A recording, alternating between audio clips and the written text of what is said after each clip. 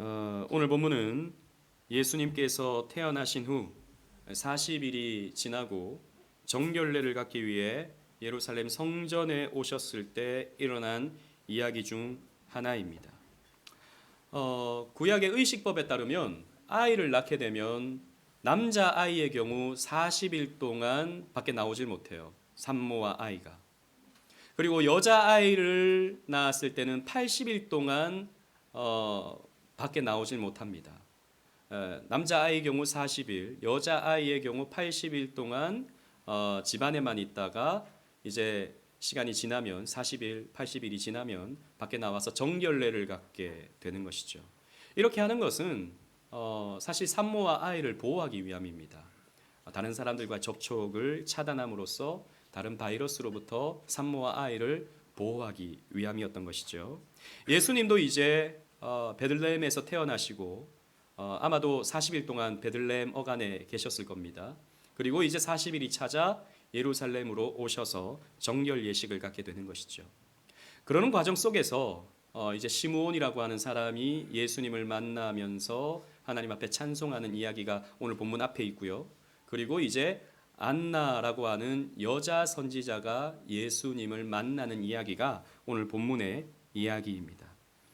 이 안나라고 하는 여인은 일찍이 결혼을 했는데 결혼하고 7년이 지나서 7년째 남편을 잃었습니다. 그래서 평생 과부로 살면서 성전에서 금식하며 기도하고 살았던 여인입니다. 메시아의 탄생을 기다리면서 하루하루 경건하게 살았던 여인이 되는 것이죠.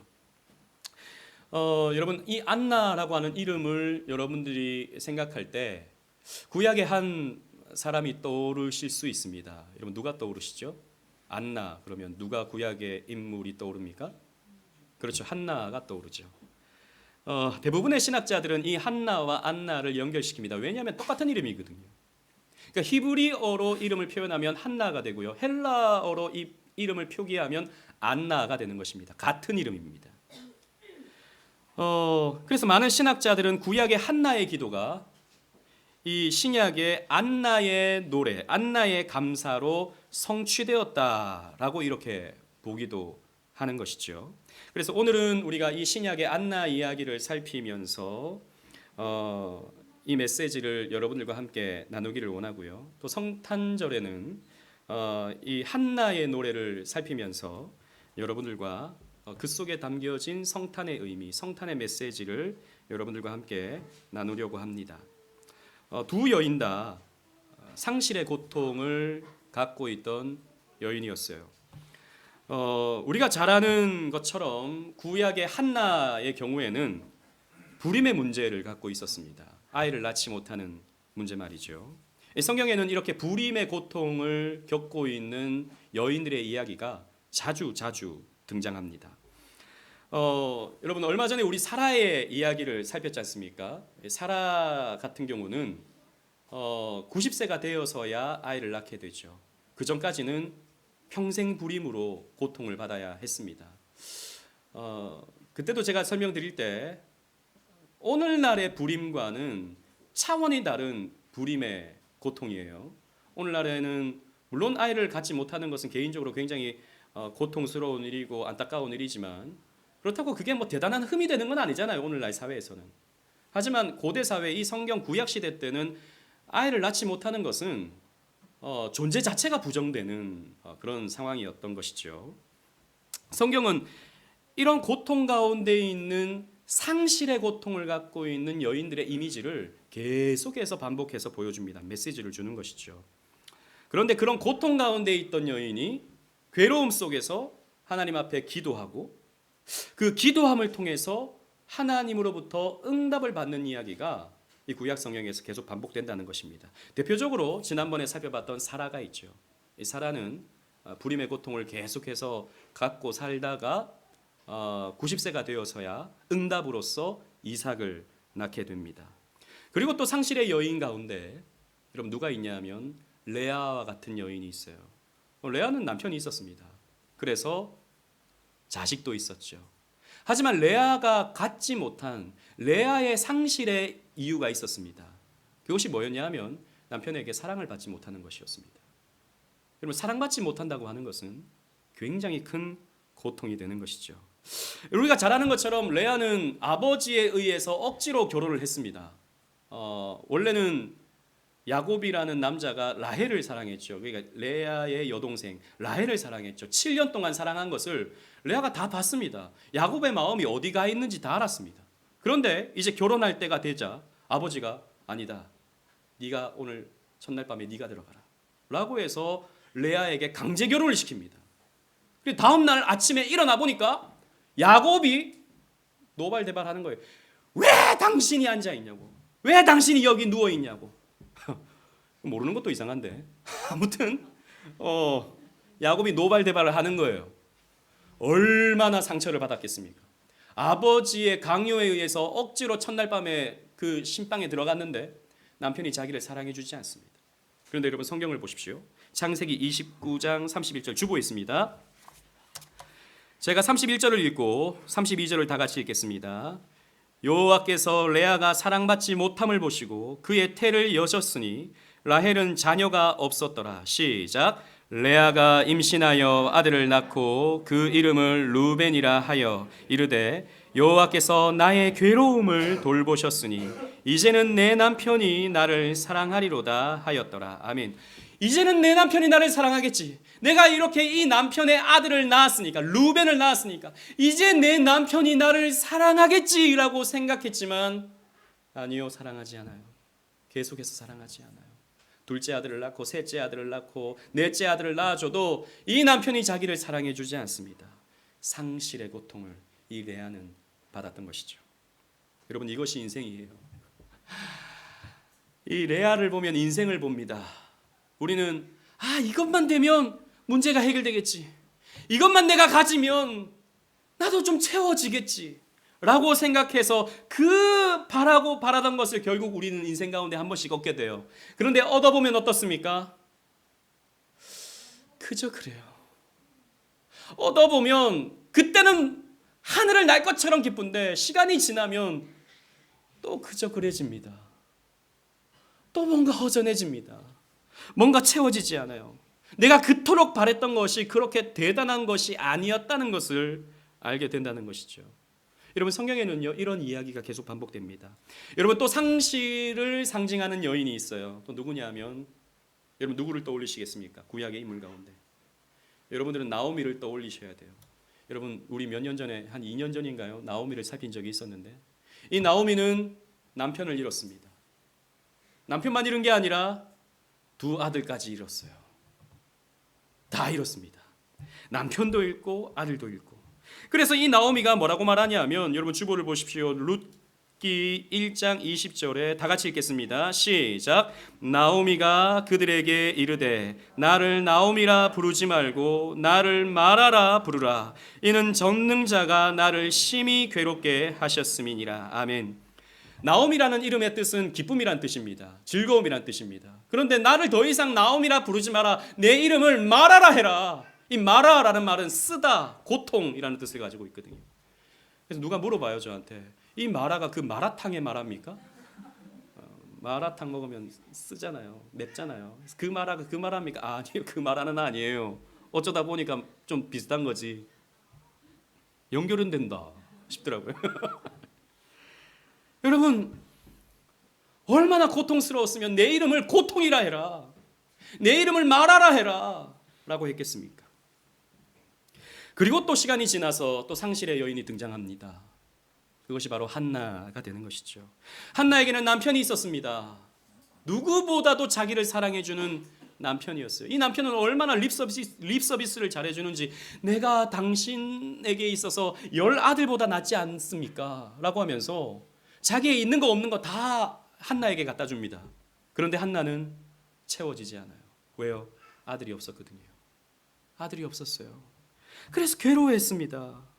사무엘상 1장 10절에 보면 한나가 마음이 괴로워서 여호와께 기도하고 통곡하며 라고 되어 있습니다. 얼마나 마음이 괴로웠는지 하나님 앞에 통곡하며 눈물을 흘리면서 기도했다라는 것이죠. 여러분, 성경에는 이런 상실한 여인들이 등장합니다. 남편이 없고요. 혹은 아들이 없고요. 혹은 어떤 여인은 둘 다 없습니다. 남편도 있고 아들도 있지만 사랑이 없는 여인도 등장합니다. 이들은 무언가를 가지고 싶지만 가지지 못하는 고통을 갖고 있어요. 아들과 남편, 여러분 너무 중요하죠. 남편을 두고 있다는 거, 그리고 자녀를 두고 있다는 거 너무 중요합니다. 그런데 여러분 성경의 초점은 남편을 생각할 때 남편이 없다는 것을 외로움의 문제로 보지는 않습니다. 여러분 남편이 없는 게 꼭 외롭습니까? 오히려 더 편한 것도 있죠. 공감을 못 하시네요. 외로움의 문제로 다루진 않아요. 성경에서 남편이 없는 게 왜 문제냐면 남편이 없으므로 아들을 낳지 못하는 거예요. 성경의 초점은 거기에 있습니다. 남편이 없으므로 아들을 낳지 못하는 것, 이게 문제인 겁니다. 성경은요 집요하게 아들에 집착해요. 집요하게.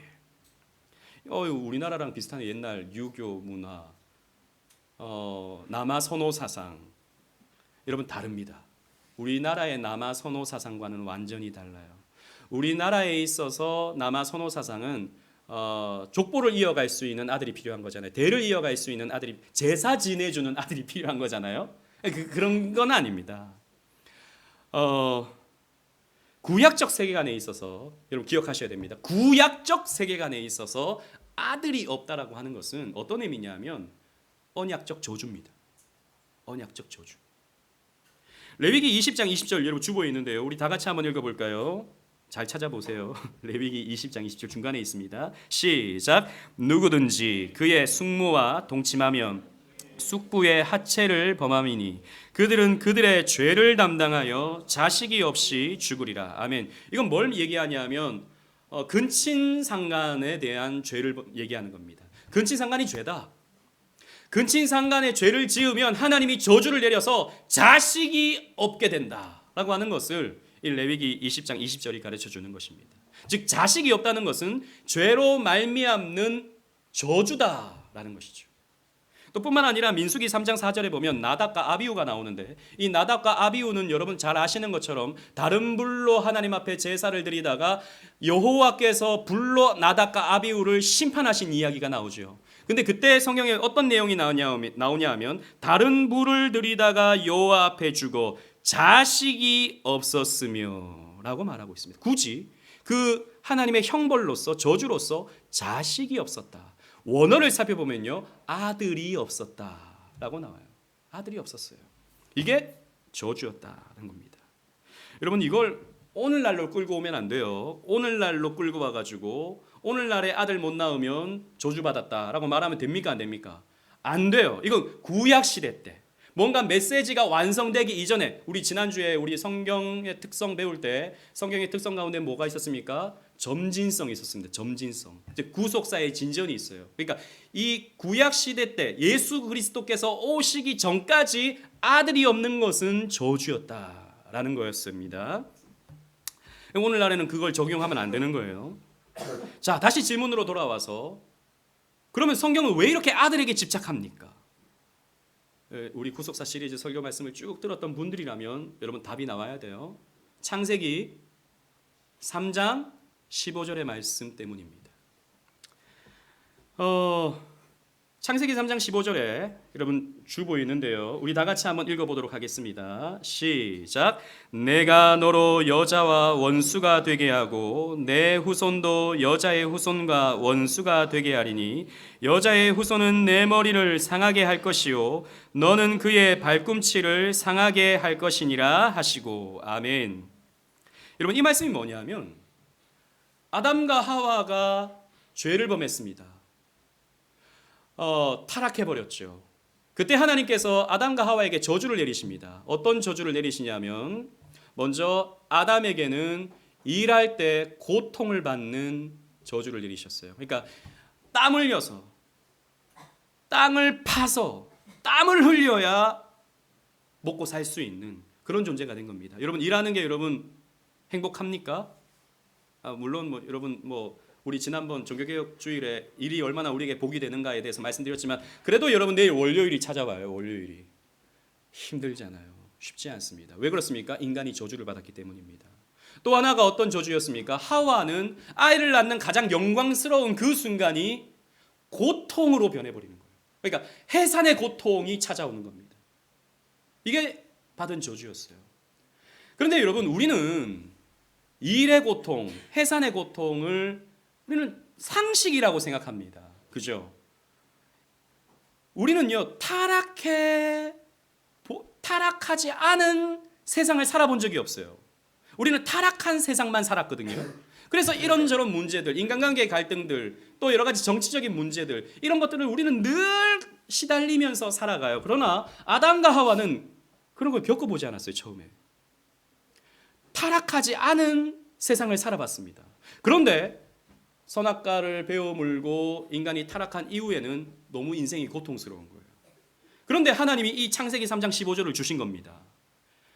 여인의 후손을 통해서 내가 뱀의 머리를 상하게 할 것이다. 즉 아담과 하와를 꼬드겨서 타락하게 만든 존재가 뱀이잖아요.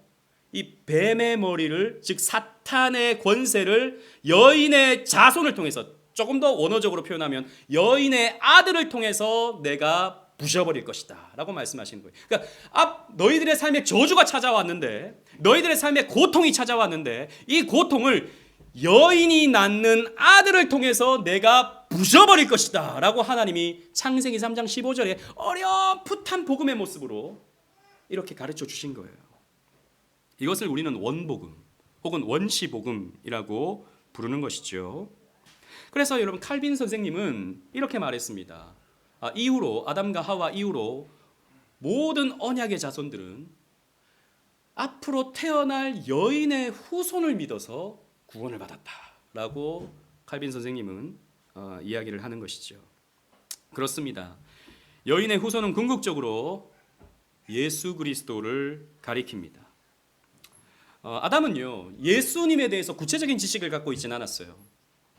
어떤 지식을 갖고 있었냐면 그러면 이 하와가 낳는 아들을 통해서 그러면 이 우리에게 찾아온 저주가 해결되겠구나라고 생각을 했던 것이죠. 그래서 드디어 아들을 낳았습니다. 여러분 주보를 보시면 창세기 4장 1절이 있는데요. 제가 읽어보겠습니다. 아담이 그의 아내 하와와 동침하매 하와가 임신하여 가인을 낳고 이르되 내가 여호와로 말미암아 득남하였다 라고 좋아했습니다. 야, 드디어 아들을 우리가 낳았다. 이제 이 아들이 사탄의 권세를, 이 뱀의 머리를 부셔버리겠구나 라고 하면서 좋아했습니다. 야, 해결됐구나. 야, 이제 됐구나 라고 생각했습니다. 그런데 여러분 그 아들이 아니었어요. 그 후손이 아니었습니다. 오히려 가인은요 뱀의 머리를 상하게 한 게 아니라 자기의 동생의 머리를 상하게 했습니다. 자기의 동생을 죽여버렸어요. 기대했는데 실망해버렸습니다. 아니구나, 이 아들이 아니구나 라는 것을 생각하게 된 것이죠. 여러분 성경의 이야기가 다 이와 같습니다. 이 이야기의 반복이에요. 여러분 앞에서 우리 한나에 대해서 살폈지 않습니까? 한나는 괴로움 가운데 하나님 앞에 기도합니다. 여러분 오늘 말씀을 끼워 넣으시고 사무엘상 1장으로 가보십시오. 사무엘상 1장. 우리 어린이들 잘 듣고 있죠? 우리 하람이 대답을 너무너무 잘했어요. 여러분 우리 어린이 아까 신앙교육 할 때 하람이가 대답하는 거 들어보신 분 있죠? 아까 얼마나 믿음의 대답을 하는지 제가 오늘 감동을 했어요. 아까 타락 이야기 있잖아요. 타락. 왜 인간이 타락했습니까? 그러니까 우리 하람이가 아담과 하와가 선악과를 따먹어서 하나님같이 되려고 그랬어요 라고 우리 하람이가 탁 대답을 하는 거예요. 제가 깜짝 놀랐습니다. 어떻게 이렇게 대답을 잘하지? 우리 교회에서 잘하니까 그런 겁니다. 아무튼 한나가 나옵니다. 사무엘상 1장 10절 11절 읽어보는데요. 제가 10절을 읽고 11절 다 같이 읽겠습니다. 한나가 마음이 괴로워서 여호와께 기도하고 통곡하며 시작. 선하여 이르되 만군의 여호와여, 만일 주의 요정의 고통을 돌보시고 나를 기억하사 주의 요정을 잊지 아니하시고 주의 요정에게 아들을 주시면 내가 그의 평생에 그를 여호와께 드리고 삭도를 그의 머리에 대지 아니하겠나이다. 아멘. 이 말이 무슨 말입니까? 하나님, 내게 아들을 주시면 이 아들을 주께 드리겠습니다. 그래서 이 아들을 머리에 삭도를 대지 않는다라는 말은 나시린으로서, 구별된 자로서, 성전에서 봉사하는 자로서 내가 하나님 앞에 드리겠습니다 라고 서원 기도를 한 거예요. 하나님이 이 한나의 기도를 들어주십니다. 그래서 그 아들을 주시는데 그 아들이 사무엘이죠. 사무엘상 1장 19절 20절 말씀을 또 보시겠습니다. 제가 19절을 읽고 20절 다 같이 읽을게요. 그들이 아침에 일찍이 일어나 여호와 앞에 경배하고 돌아가 라마의 자기 집에 이르니라. 엘가나가 그의 아내 한나와 동침함에 여호와께서 그를 생각하신지라. 시작. 한나가 임신하고 때가 이름에 아들을 낳아 사무엘이라 이름하였으니 이는 내가 여호와께 그를 구하였다 함이더라. 아멘. 이름을 사무엘이라고 지었어요. 이 샤마라는 말이 들었다라는 뜻이거든요. 히브리어로 엘, 하나님이 들으셨다. 내 기도를 들으셔서 주신 아들이 이 아들이다 라는 뜻이 되는 것이죠. 우리는 신약의 계시를 받은 상황에서 여인의 후손이 누군지 알고 있어요. 예수 그리스도시죠. 근데 한나의 입장에서 보면 그 여인의 후손이 누군지 모르는 겁니다. 기대를 하는 거죠. 내가 낳는 아들이 혹시 여인의 후손은 아닐까? 혹은 이 아들이 아니더라도 이 아들의 아들, 이 아들의 아들, 이 아들의 아들이 혹시 그 약속된 자가 아닐까? 라고 하는 것을 기대하는 겁니다. 그래서 내가 낳는 이 아들을 통해서 하나님의 구원이, 이 저주로부터 하나님의 구원이 임하기를 바라는 것이죠. 실제로 여러분, 이 아들을 낳았는데 이 아들은요, 이스라엘을 구원해내는 모습으로 역할을 합니다. 이 아들이, 사무엘이. 그래서 이 사무엘이요, 미스바의 사람들을 모으고 사람들을 회개시켜서 이스라엘을 저 블레셋의 전쟁으로부터 승리하게 만듭니다. 와, 이 사무엘이 이스라엘을 구원해내는구나 라고 기대감을 가졌죠. 하지만 여러분, 우리 이 말씀 다 살폈는데 한 2년 전에, 3년 전에. 그런데 사무엘이 말년에 어떻게 되냐 하면, 사무엘이 말년에 자식 교육에 실패합니다. 이 두 아들이 나중에 사사가 되는데 재판을 굽게 하는 거예요. 뇌물을 받는 거예요. 하나님 앞에 예배하는 것에 있어서 아주 타락한 모습, 이런 모습들을 보이는 것입니다. 사무엘이 실패했다라고 하는 것을 사무엘이 보여주는 거예요. 사무엘서가 보여주는 거예요. 사무엘이 실패하자 이스라엘 백성들이 이제 더 이상 사사 안 되겠다, 왕을 주십시오 라고 왕을 요구합니다. 그래서 멋진 아들이 왕이 됩니다. 그 첫 번째 아들이 누구였습니까? 사울이었습니다. 사울은 처음에 키도 컸고 아주 겸손했고 아주 경건한 사람이었습니다. 아주 경건한 청년이었어요. 이스라엘 사람들이 저 사람 정도면 왕이 되면 좋겠다 라고 할 만큼 괜찮은 아들이었습니다. 그러나 그 아들이 결국에는 어떻게 됩니까? 결국에는 하나님 앞에 불순종함으로써 저주받아서 죽게 됩니다. 그 아들도 아니었어요. 그 다음에 사무엘서를 쭉 읽어보면 가장 멋진 아들이 등장합니다. 어떤 아들입니까? 누굽니까? 나와야 되는데 답이. 그렇죠, 다윗입니다. 다윗. 이 다윗은요, 하나님이 약속하신 여인의 후손으로서 가장 닮은, 가장 거기에 가까운 그런 인물입니다. 믿음도 좋고요, 또 죄를 지었지만 회개할 줄도 알고요, 그리고 또 여러 모습들을 통해서 오실 메시아에 대한 그런 예표적인 모습들을 많이 보여줘요. 많이 보여줍니다. 그런데 여러분 잘 아시는 것처럼 사무엘서의 제일 말미에 가면 어떤 이야기로 사무엘서가 끝나냐 하면 다윗의 범죄로 그 이야기가 끝이 납니다. 다윗이 왕으로서 사람들에게 존경을 받고 위엄 있는 역할을 나름 잘 감당합니다. 그런데 문제가, 이 다윗이 교만해져서 자신의 힘을 의지하여, 자신의 군사력을 의지하여 전투에 임하려고 합니다. 원래는 하나님을 의지하면서 싸웠던 다윗이었는데 이제는 자신의 전투력을 의지하는 거예요. 군사력을 의지하는 거예요. 그래서 군인들의 숫자를 셉니다. 장병들의 숫자를 셉니다. 그래서 하나님이 그것을 보고 분노하시죠. 그리고 7만 명을 전염병으로서 징계하십니다. 7만 명이 죽어버려요. 여러분 사무엘서의 이야기 큰 그림을 한번 보십시오. 처음에 어떻게 시작합니까? 아들을 달라고 하는, 여인의 후손을 달라고 하는 간절한 여인의 기도로 시작되는데 가장 그 여인의 후손에 가까운 인물도 실패하더라 라고 하는 이야기가 사무엘서 전체의 이야기입니다. 그러니까 여인의 후손이 나와서 이스라엘을 구원해내는 듯 보였지만 그 어떤 누구도 이스라엘을 완벽하게 구원해내지 못했다라고 하는 것이 여러분 이스라엘의 역사 이야기였다라는 것이죠. 여러분 한나는 아들을 구했습니다. 아들이 있으면 만족할 것처럼 생각했어요.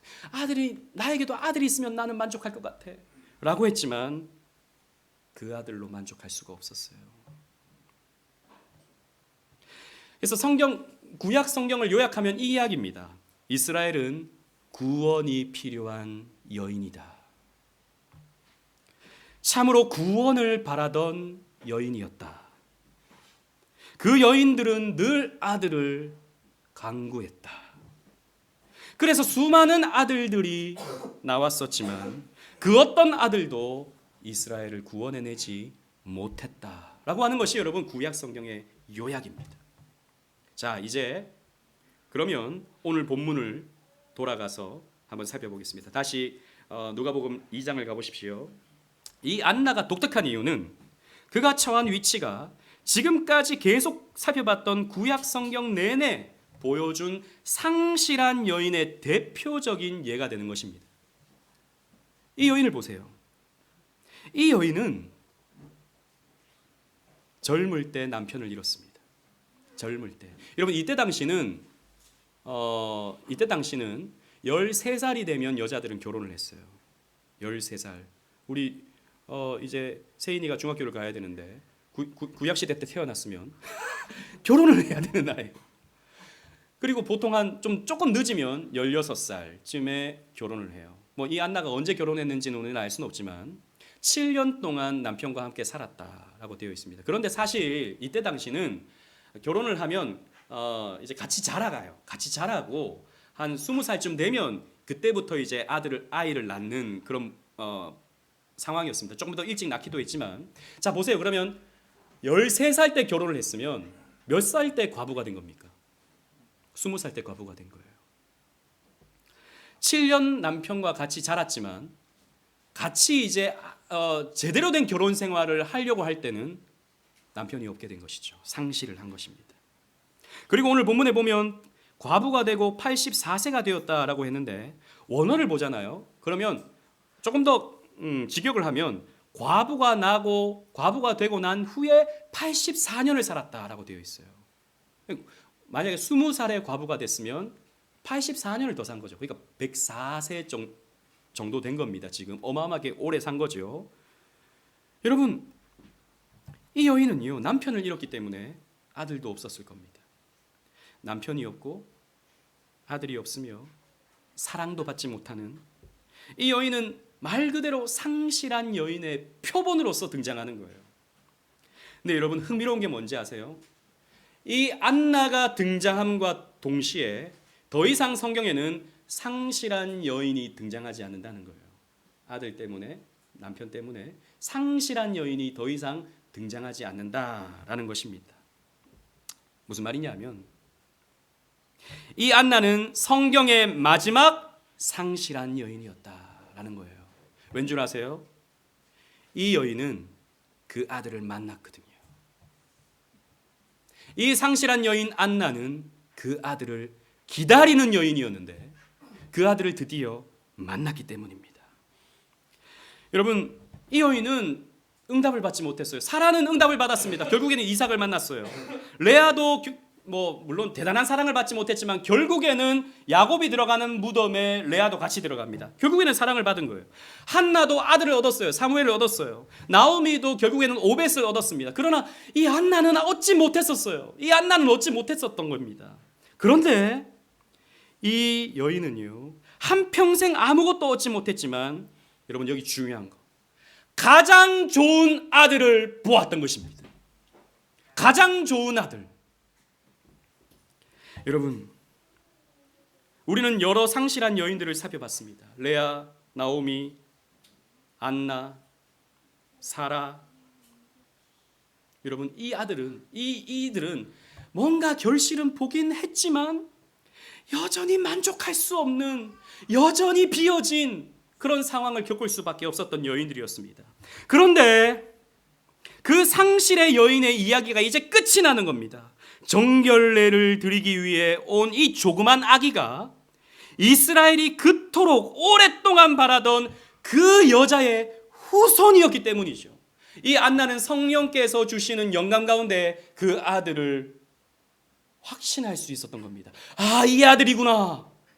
이 정결례를 받으러 온 이 40일 된 갓난 아기가, 이 아기가 바로 그 여인의 후손이구나. 나는 가장 귀한 아들을 만났구나. 나는 지금 가장 그 소중한 아들을 내가 지금 보고 있구나 라고 생각하면서 하나님 앞에 감사하고 또 이 아들을 전하고자 했던 것입니다. 여러분, 이사야 선지자는 이 아기의 탄생에 대해서 이렇게 예언했습니다. 이사야 9장 6절 주보에 있는데요, 우리 다 같이 한번 읽어보겠습니다. 시작. 이는 한 아기가 우리에게 낳고 한 아들을 우리에게 주신 바 되었는데 그의 어깨에는 정사를 메었고 그의 이름은 기묘자라 모사라 전능하신 하나님이라 영존하시는 아버지라 평강의 왕이라 할 것임이라. 아멘. 아들이 온다 라는 거예요. 성경의 궁극적 약속은 아들이 온다. 근데 그 아들이 바로 기묘자다. 원더풀한 분이다. 모사다. 우리의 카운셀러, 우리의 조언자가 되신다. 그분은 우리의 전능하신 하나님이다. 그분은 영존하신 아버지시다. 그분은 평강의 왕이시다 라고 하는 것을 성경이 약속하고 있는 거예요. 안나는 바로 이 아기가 그 약속된 아기구나 라고 하는 확신을 가졌던 것입니다. 여러분, 저는 8살 때 아버지를 잃었습니다. 8살 때. 저희 어머니는 40대 초반에 과부가 된 거죠. 40대 초반에. 제 위로 누나가 셋 있거든요.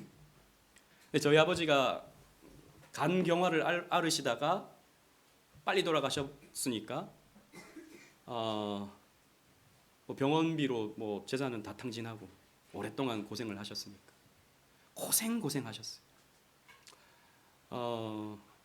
그래서 저희 어머니가 기대하는 것은, 여러분 상식적으로 한번 생각해 보세요. 우리 어머니의 유일한 낙, 우리 어머니의 유일한 바램 뭐였을까요? 자식들 잘 되는 거. 그 중에서도 아들이 잘 되는 거. 저희 어머니는 옛날 사람이에요. 그래서 딸들은 소용없다. 우리 아들 하나 잘 키우겠다라고 하는 신념을 가지고 평생을 사셨습니다. 누나들이 공부하잖아요. 그럼 공부하지 마. 너희들 공부해봤자 다 소용없어. 너희들 열심히 돈 벌어서 동생 공부시켜. 저희 어머니 그랬습니다. 저희 누나가 공부하잖아요. 불 꺼버렸습니다. 공부하지 말라고. 그러니까 공부를 열심히 했어요. 저희 누나 공부 엄청 열심히 했어요. 그래가지고 전교 1등하고 막 그랬거든요. 고등학교 때. 지금 고등학교 교사가 됐는데 누나들이 다 공부하지 말라고 해요. 누나들이 다 공부를 열심히 했어요. 제가 방법이 공부하지 말라 그래야겠구나. 근데 공부하지 말라 그랬더니 공부를 안 하는 것 같아요. 요즘에는. 아무튼 저희 어머니의 간절한 바람은 저였습니다. 간절한 바람. 그래서 어찌든지 이 아들 공부 잘 시켜서 뭐 누나들도 좀 챙기고, 옛날 분들 그런 생각 가지고 있잖아요. 아들이 잘 돼야 형제도 챙긴다. 그런 마음으로 저를 이제 금이야 옥이야 키웠던 것이죠. 근데 누나들은 또 저를 엄청 핍박했고 아무튼 그렇게 살았습니다. 근데 저희 어머니가 나중에 이런 말씀을 하셔요. 서방복이 없으니까 뭐도 없다? 자식복도 없다. 이 아들내미 하나 키워보려고 내가 그렇게 애썼더니 예수에게 뺏겼다. 교회에 뺏겼네. 가슴을 치셨어요. 저희 어머니 나중에 우셨어요. 제가 제사를 안 지내겠다 그러니까. 저희 아버지 제사를 제가 안 지내겠다고요. 그러니까 아니 그 아버지의 그 씨가 저밖에 없는데, 아들 하나밖에 없는데 이 아들이 제사를 안 지낸다고 하니까 저희 어머니가 얼마나 상심이 크셨겠습니까? 아들 낳아봤자 아무 소용없다. 우셨어요. 제 앞에서. 여러분, 이 땅의 아들은요, 우리를 실망시킵니다. 여러분 조금 실망하고 있죠 지금도. 야, 이 키워보니까 이거 내게 아니네. 며느리가 뺏어갑니다. 사위가 뺏어갑니다. 내 마음 같지 않아요, 자식들이. 나는 정말 있는 거 없는 거 다 바쳐서 키웠는데 지밖에 몰라요. 자기밖에 몰라요. 자기만 챙겨요. 서운합니다. 여러분 결혼해 보셨잖아요. 남편에게 얼마나 많이 실망해 보셨습니까? 지금도 표정해 보니까 실망 많이 한 표정이네요. 살아보니까 좋죠. 행복하죠. 결혼하니까 남편도 생기고 가족도 생기고 뭐 마음의 안정도 생기고 좋죠. 그러나 여러분 마냥 좋습니까? 아니라는 것을 여러분 체험적으로 아실 겁니다. 여러분 우리는요, 아내를, 남편을 채울 수가 없어요. 채울 수가 없습니다. 만족시킬 수가 없습니다. 사랑이 나를 채워줄 수 있을 거라고 생각합니까? 사랑, 예, 사랑 좋습니다. 사람의 사랑. 우리는 사람이 나를 채워줄 때 나는 구름에 뜬 것 같은 기분이 느껴질 때가 있습니다. 그러나 그 사랑이 식어져 간다는 것을 느낄 때 우리는 두려움을 느끼죠. 이 사랑이 식어가고 있구나. 두려움을 느낍니다. 사랑이 우리를 채워주지 못합니다. 사람의 사랑이. 여러분, 나의 해방일지라는 드라마 혹시 보셨습니까? 드라마 보신 분 고개를 한번 끄덕여 주십시오. 꽤 많이 보셨네요. 예, 저는 이 드라마를 다 보진 않았습니다. 아주 중요한 컷들만 봤어요. 근데 아주 의미심장한 대사가 있더라고요. 그 연미정이라는 주인공이 구씨한테 이런 말을 합니다. 어려서 교회를 다닐 때 기도 제목에 적어내는 게 있었는데 애들이 쓴 거 보고 왜 이런 걸 놓고 기도하지? 라고 생각을 했다는 겁니다. 성적, 원하는 학교, 교우관계, 고작 이런 걸 위해서 기도한다고? 신한테? 신인데? 난 궁금한 건 하나밖에 없었어. 나 뭐예요? 나 왜 여기에 있어요? 1991년 이전에 존재하지 않았고 아마 1991년생이었던 것 같아요. 드라마상에서. 50년 후에는 존재하지 않을 수도 있는, 그런데 이전에도 존재했었던 것 같고 이후에도 존재할 것 같은 이 느낌, 내가 영원할 것 같은 느낌, 그런 느낌에 시달리면서도 마음 어디 한 군데도 한 번도 안착한 적이 없었어. 이불 속에서도 불안하고 사람들 속에서도 불안하고, 난 왜 딴 애들처럼 해맑게 웃지 못할까? 난 왜 슬플까? 나는 왜 늘 가슴이 뛸까? 나는 왜 다 재미없을까? 인간은 다 허수아비 같아. 자기가 진짜 뭔지 모르면서 그냥 연기하며 사는 허수아비. 여러분, 이 드라마의 작가 박혜영 작가는 기독교인입니다. 저는 메시지를 던져준다고 생각해요. 우리는 무엇으로부터 채워질 수 있는가? 그래서 거기 드라마에 보면 그러잖아요. 나는 채워지고 싶어. 나를 추앙하세요. 추앙하세요. 굉장히 종교적인 언어거든요. 추앙이라는 단어. 신앙이라는 말이죠, 사실. 여러분, 우리는 기억해야 됩니다. 예수 그리스도가 이 땅에 오신 것은, 예수 그리스도께서 이 땅에 오신 것은 여기 앉아 계신 결혼하신 분들뿐만 아니라 결혼하지 않은 분들, 우리 사랑하는 어린이들에게도 참된 남편으로 오신 것입니다. 예수 그리스도가 이 땅에 오신 것은 자식이 있는 분뿐만 아니라 자식이 없는 사람 모두에게 간절히 바라야 하는 바로 그 아들로서 오신 것입니다. 예수 그리스도는 여러분들이 연인이 있든 연인이 없든 연인과 헤어져서 괴로워하든 모든 자들의 신실한 연인으로서 이 땅에 오신 것입니다. 여러분들이 직장이 있든 없든 구직자이든 어떤 상황이든 예수 그리스도는 여러분들에게 참된 기업으로 오신 분이십니다. 세상에 관심 갖지 않은 자들에게 관심을 주시고 버림받은 사람들과 매력 없는 사람들 그리고 연약한 자들의 왕으로서 이 땅에 오신 것입니다. 여러분, 여러분들은 무엇에 상실감을 느끼십니까? 여러분들이 채워지지 않는 그 무엇은 무엇 때문입니까? 생각해 보십시오. 여러분들은 어떤 아들을 원하시는 겁니까? 여러분들은 어떤 남편을 원하시는 겁니까? 여러분들은 무엇을 추구하며 사는 것입니까? 성탄절은 우리에게 이 메시지를 던져주는 것입니다. 나는 너희들에게 선물로써 왔다. 나는 너희들에게 남편이며 아들이며 나는 너희들이 소망하는 그 존재로서 나는 너희들을 채워주러 왔다 라고 하는 것을 우리들에게 가르쳐 주시는 것입니다. 여러분, 한나도 구했습니다. 나오미도 구했습니다. 사라도 구했습니다. 그러나 채워지지 않았어요. 완성되지 않았습니다. 그러나 우리 주 예수 그리스도만은 우리를 진정 만족시킬 수 있는 바로 우리의 구주가 되십니다. 그러므로 여러분, 제가 여러분들에게 말씀드리고 싶은 건 오늘 결론은 이것입니다. 그리스도를 바라보십시오. 제발 좀 그리스도를 바라보십시오. 그리스도가 주시는 그 어떤 것들을 구하지 마시고 그리스도를 구하십시오. 그분이 오셨습니다. 하나님이신 그분이 우리와 함께 하시고자 인간이 되어 우리 가운데 오셨습니다. 이것을 우리가 바라보지 못한다면, 이것을 우리가 누리지 못한다면 우리는 여전히 빈곤한 상태에서, 여전히 채워지지 않는 상태에서 한평생 불쌍하게, 한평생 허무함을 느끼며 이것도 아니네 저것도 아니네 라며 살게 될 것입니다. 여러분, 안나는 찬송했습니다. 한평생 갈구했던, 한평생 채워지지 않았던 그 한 안나가, 그 104세쯤 되던 그 안나가 그 아기를 보면서 만족했습니다. 이것이구나, 이 아들이구나, 이 왕이시구나 찬송했던 것처럼 우리 예수 그리스도의 오심을 찬송하는 저와 여러분들 되시기를 주님 이름으로 축원합니다. 아멘.